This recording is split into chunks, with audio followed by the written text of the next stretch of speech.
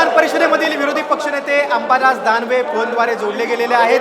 दानवेजी, आपण बघतोय की नागपूर शहराची जर आपण इतिहास पाहिला तर शांततेचं शहर होतं, मात्र कुठेतरी गालबोट लागलेलं आहे. गृह खात्यावर प्रश्नचिन्ह निर्माण झालेलं आहे.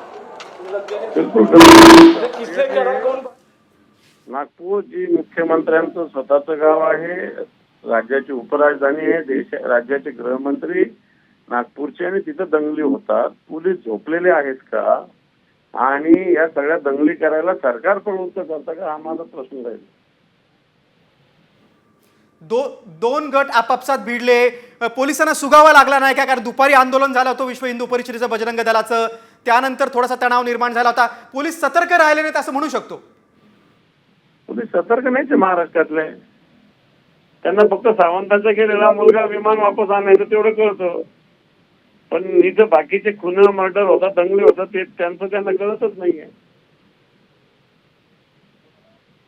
अशा घटना घडण्यामागे कुठेतरी नेत्यांचं भडक वक्तव्य देखील कारणीभूत आहे. बिलकुल त्याच्यात भारतीय जनता पार्टीचा मोठा रोल आहे असं मी म्हणेल. पक्षनेते आहात तुम्ही, नागपूरकरांना काय आवाहन कराल? शांतता बाळगली पाहिजे. सरकार पुरस्कृत या दंगलीत कुठे सहभागी होऊ नका.